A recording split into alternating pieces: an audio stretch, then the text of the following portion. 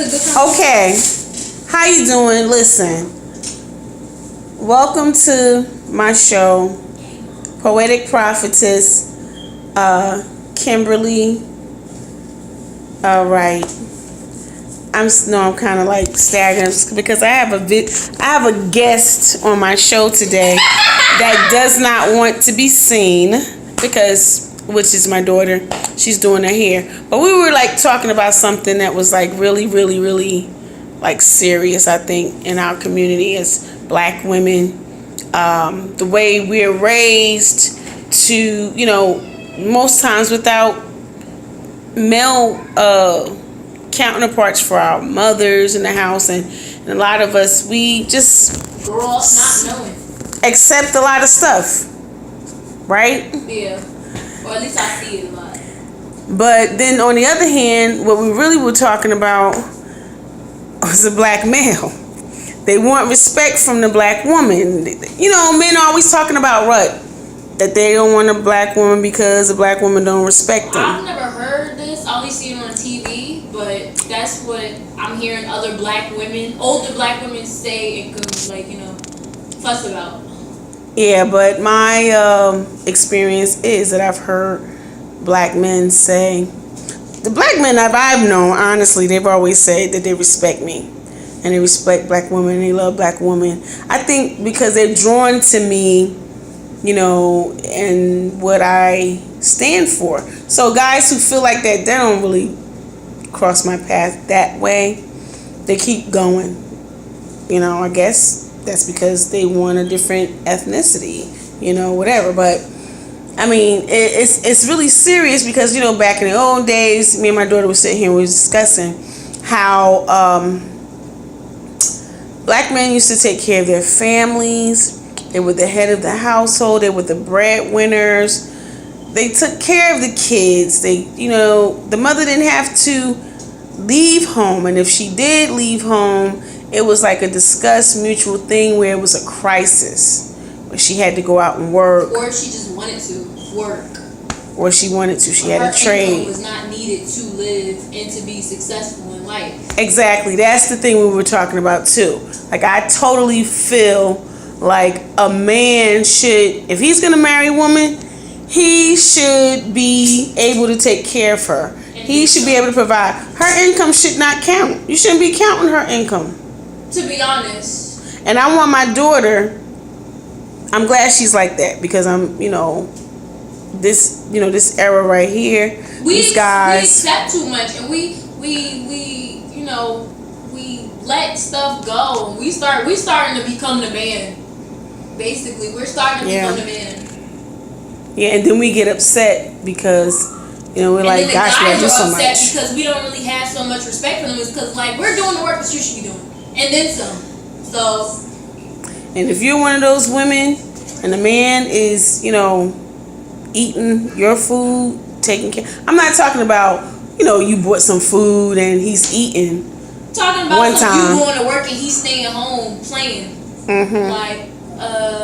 Kick him out. Yeah, I'm not having that. Space. I mean, he should be able to provide for you, and I mean, he should be willing to marry you. I mean, don't let a man shack up and live. But don't let a man be with you and them not be prepared. And this is for women that's out of college, they're successful. They need to find another successful man with maybe even a higher income than them, because you don't deserve to be in a relationship with a woman. Talking about let's build together. Y'all can build, but don't come to the relationship broke and not having your stuff together, not knowing how to be not being financially stable, still trying to figure out how to keep money coming in, and But what about, what do you feel about equals? Because I was thinking about them, men, they like to try to count our income as women. They like to count the woman's income and say, yeah, we can do a lot together. What do you think about that? Because I totally think that men shouldn't be counting our income. And this goes for, to me, spouses, husbands. Unless the woman becomes a billionaire and y'all already married, I mean, you don't need to count her income. Right. I totally feel like a man should be able to complete. I feel like I had a bishop years ago, Bishop Stacy McQueen. I hope I don't get sued for this. I'm sure he'll like this because his exact words were, a woman, when she gets married to a man, he should not be counting on her income. If she wants to work, then she can work. But he should not be depending on her income because she could get pregnant, get sick. Anything can happen. You know, I mean, yeah, he could get sick too, but I'm saying he should go in with the whole idea that I'm going to provide for her. Now, I mean, how can you expect a woman to respect you when you're counting on her income too? That's part of the respect that God was demanding from a woman when he said that the woman should obey. You providing for me. Heck yeah, I'm going to obey. What you want me to do? You want dinner cooked when you get home? When you get home from work after I was home all day? Yes, this freaking house gonna be clean from top to the freaking bottom of my toenails.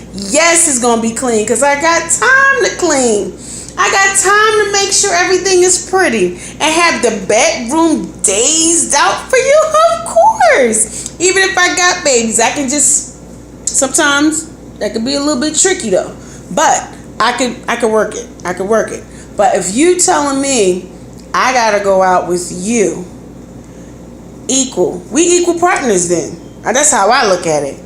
We equal partners. I gotta go out with you, bring the bread home, and then you come home. You come home and She's taking it. Look how you come home and you just go to sleep. Don't expect me to respect you like you're the head of the household.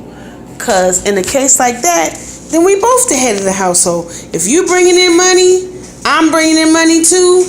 We both the head of the household. You got to respect that. A man has to respect that. You can't ask for a certain amount of respect from a woman when she tell you, look, get out my face.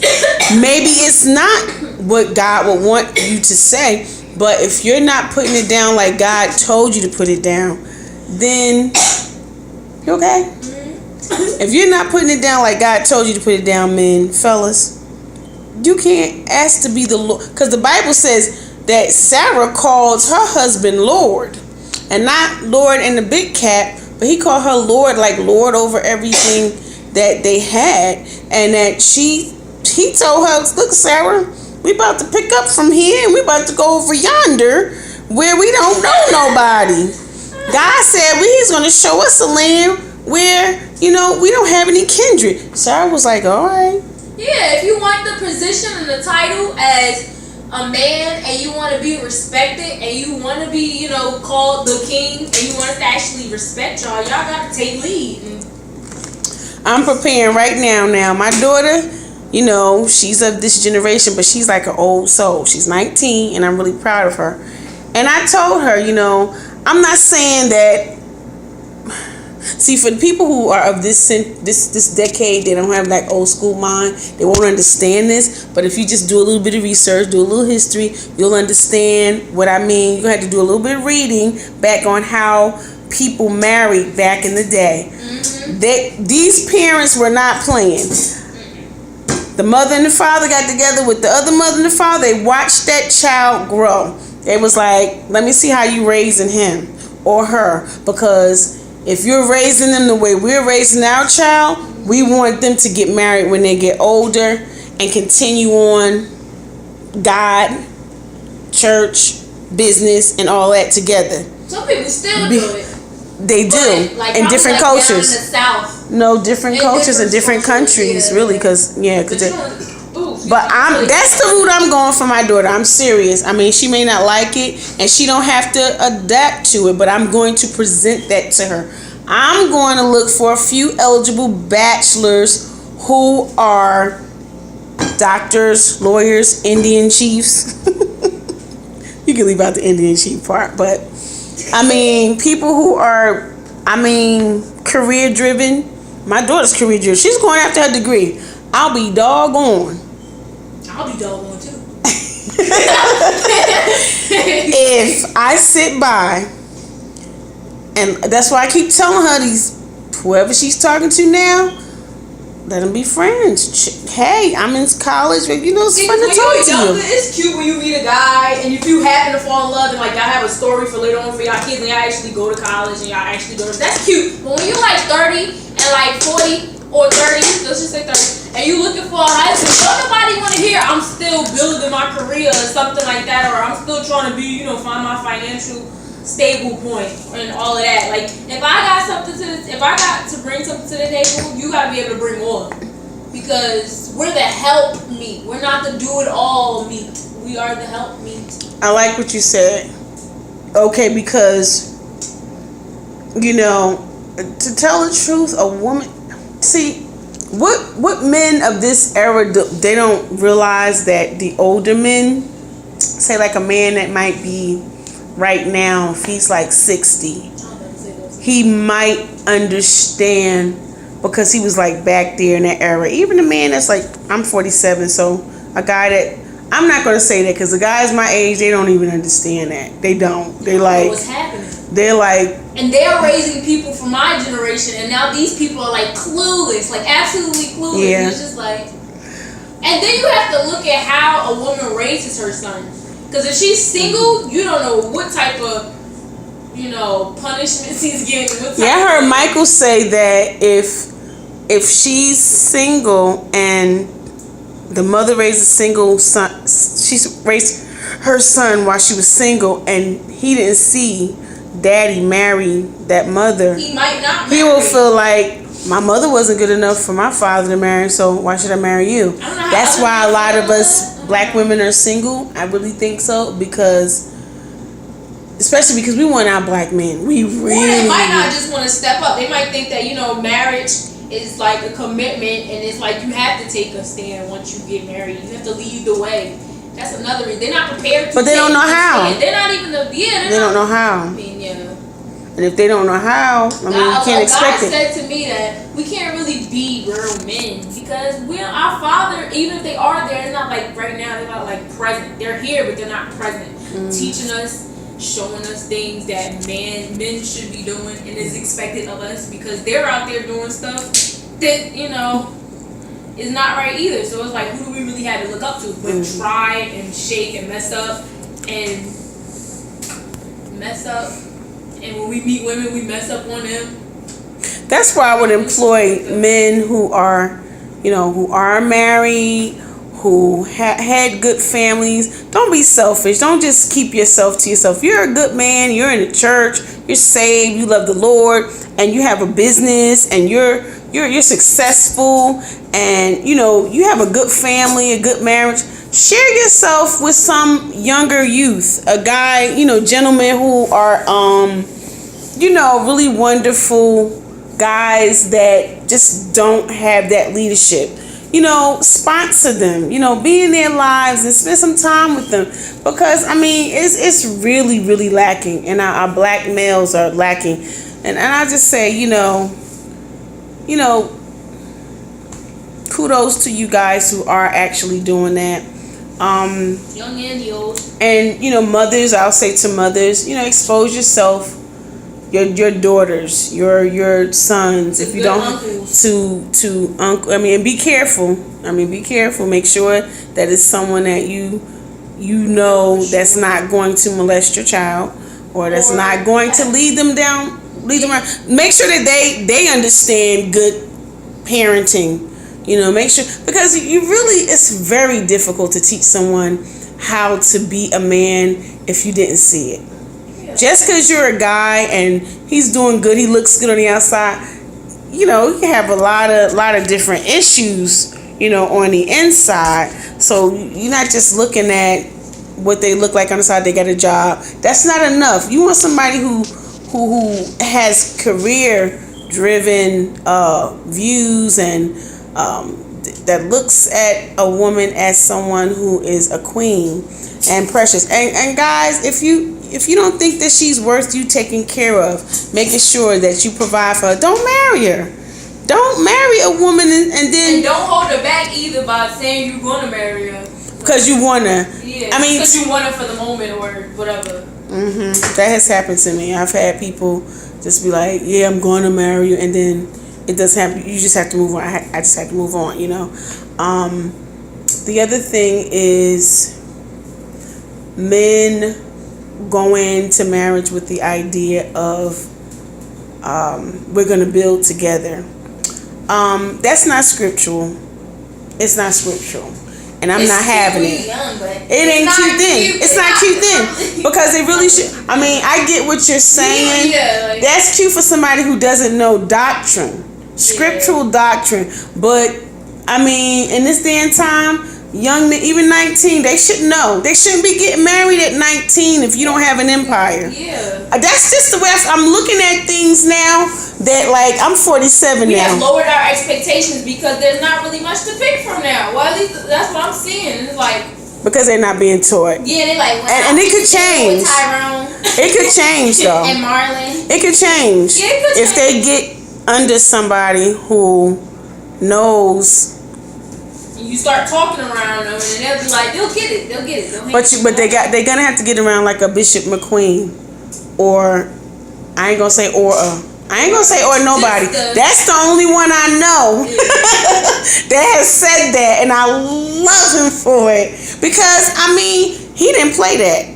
Yeah. Let me tell you, he did not play that, and you could not date a woman past 6 months in his church, and he didn't pull you to the side asking you, okay, where are we going with this? And it didn't have to be his biological daughter. It was his daughter in the Lord in that ministry. You was not about to string her along.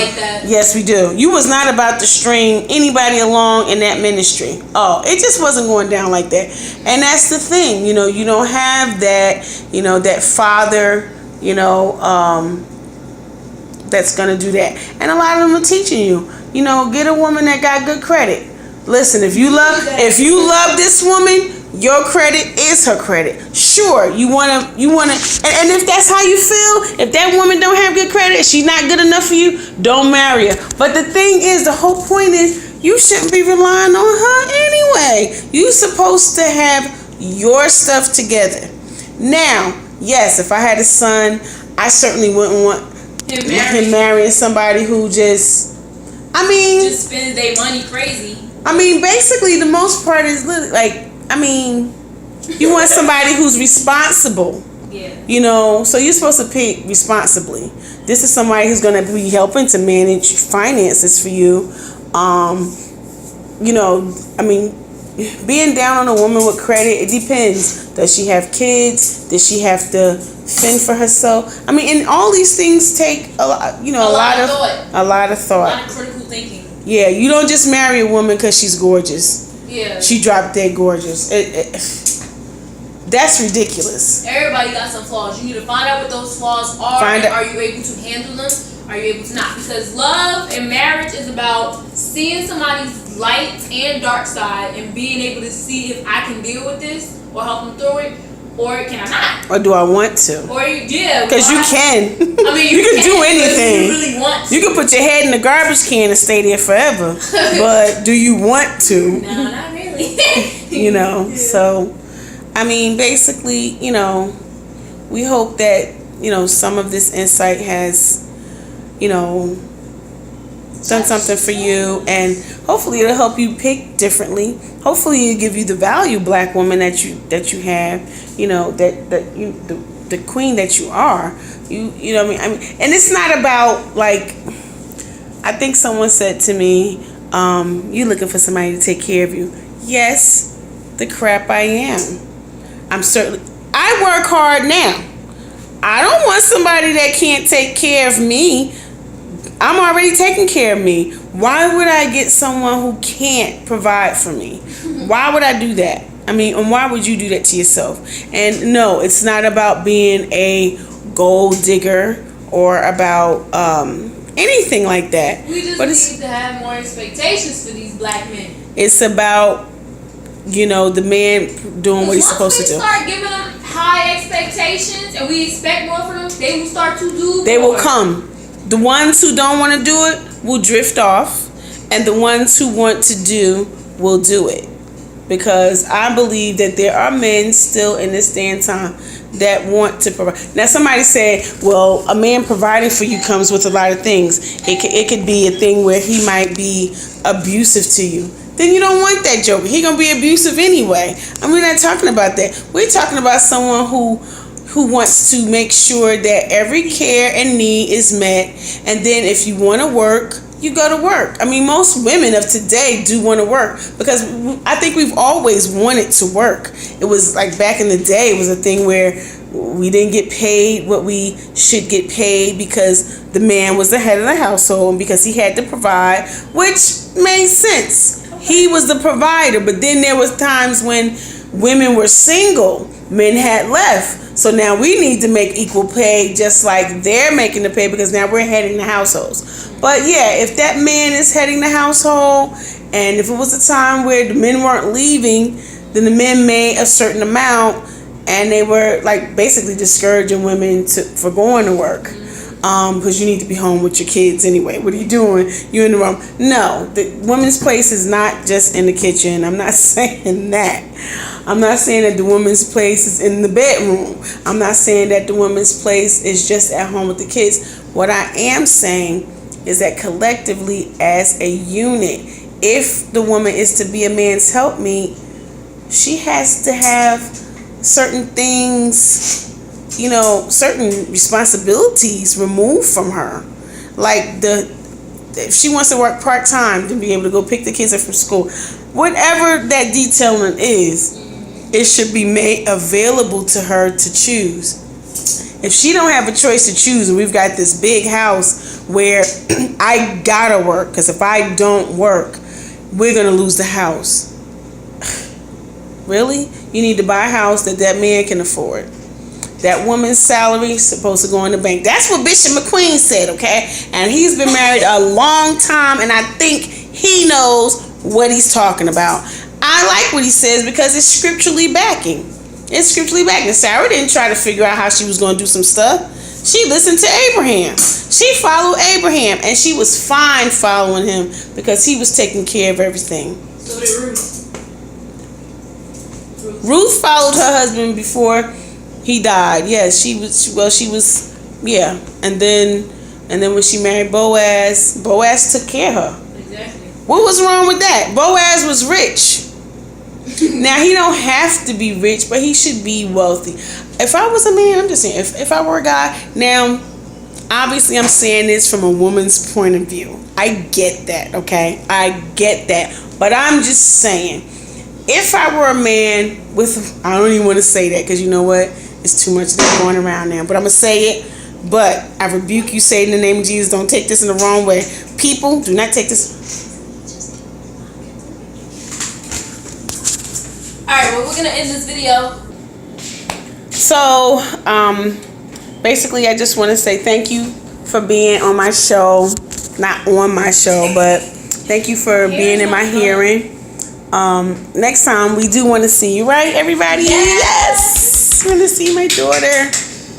Thank you for your expertise. We are going to have you back here again. We'll be talking about something else. We will be talking about cramps, and we will be talking about your whole processing through your sickness and how you are coming out and what you're eating behind my back when I don't know about it. So we can see it's still how your healing is coming through and how it would be even more if you probably didn't do those things. But, and we're supposed to be talking about hair, natural hair.